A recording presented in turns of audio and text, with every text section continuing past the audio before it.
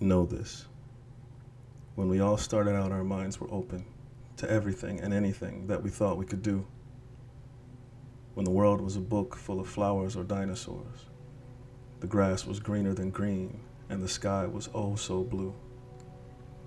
Where dreams and life were intertwined in just the way they should be, as hopes and prayers gathered in many layers, waiting to see what they could do. When your soul would decree, that's what I'll be, and nothing under the stars and certainly in this world would ever be kept from me. Oh, how the sun was bright and the sky was so high, and the limit indeed seemed so unlimited. Fireworks in the sky and bees buzzing by, tending gracefully to their work, so uninhibited. Then in an instant, you were shaken awake by an unforeseen obligation. Nobody told you that your parents were not the only ones to mold you. Time to go, time to learn, time for someone to give you your station. It was time to drop you off, leave you there, and go far from where they could hold you. It's time for education. Suddenly, there was that room that you had never seen, full of faces that you didn't know. The teacher said, "Now repeat after me. I'm now in charge of the direction your mind will go. Now do what you're told and don't be sad. They tell you that it will all get better. You'll grow to learn that your self-esteem will be inextricably tied to a bunch of silly letters." This is where it changes. This is where structure in the shape of a tunnel slowly begins to form. Lateral movement becomes restricted and forward becomes the only viable direction. You might struggle and you might resist, but nothing will stop the norm. And when you struggle, the feedback is quick, mental and physical punishment for your own protection. These are the many years where the light could begin to dim and those dreams could begin to die. When the bees become lost in transit and you forget to even look up at the sky. All of those faces that were once little just like yours are now much bigger and stronger too. And there has been a price so slowly paid that no one sees the enormity. The price that was paid were the dreams that fade in concession to the forced conformity. I want to tell you a big secret.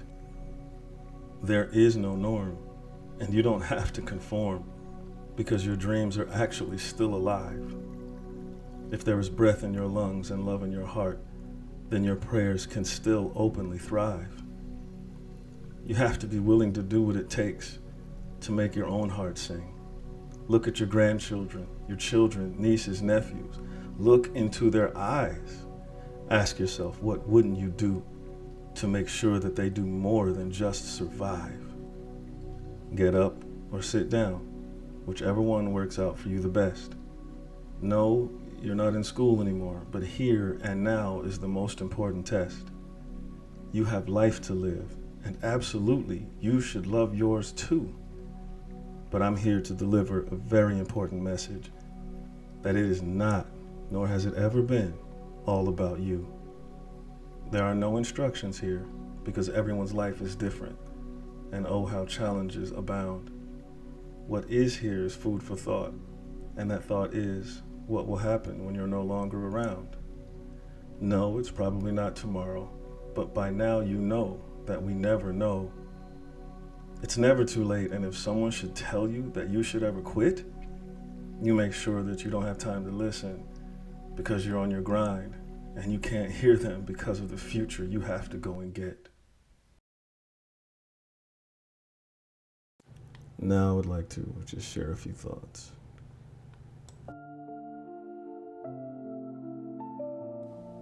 The reason that I say any of this is because I feel like one of the main inhibitors of success is the conformity that we are indoctrinated with during our education. I don't mean this to say that education as an idea is a bad thing. I only mean that if that education excludes vital information about what it takes to be successful and the many paths to such a life, then is it really doing anyone any favors? It goes deeper than that. What is success? That is a question that we are never really given adequate time to think about as we are driven through the tunnel toward this light that keeps moving further and further away.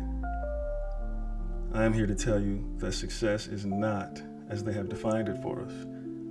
Success is whatever you define as the state of being that gives you peace of mind, steadiness of heart, and health in your body.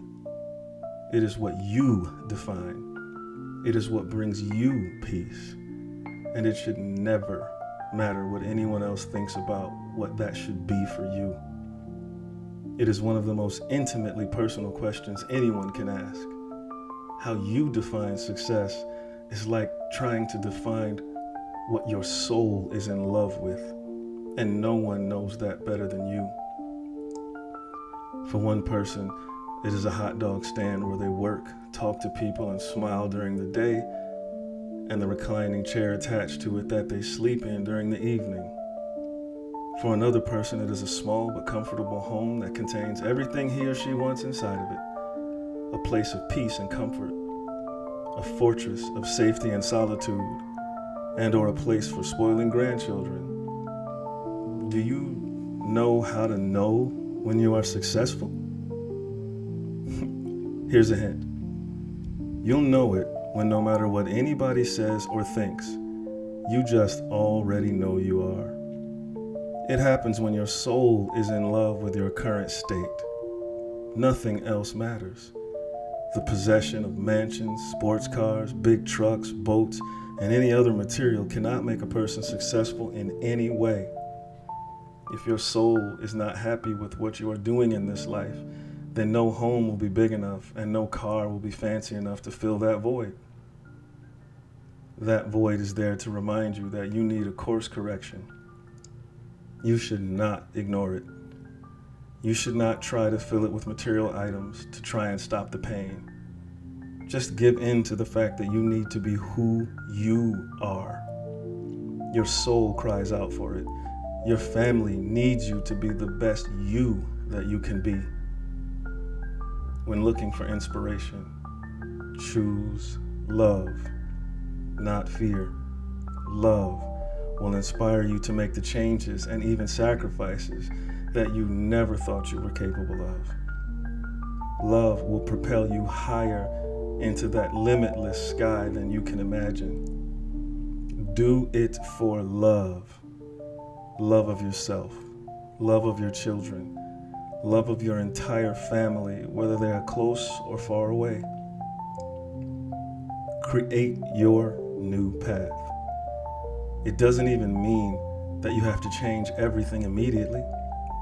It just means that you look deeply inside of yourself and change your motivation. Change your raison d'être, your reason to be, into the love that you have for yourself and everyone else that you love. Make it true inspiration every time you breathe in. Every time you breathe in, you use that oxygen to fuel the fire that creates the warmth in your heart. Share it with those you love. Oh, this place gives me pain and all sad and gray. Got this void in my chest that won't go away. It's time for something new. Set foot for chapter 2 anew. One love.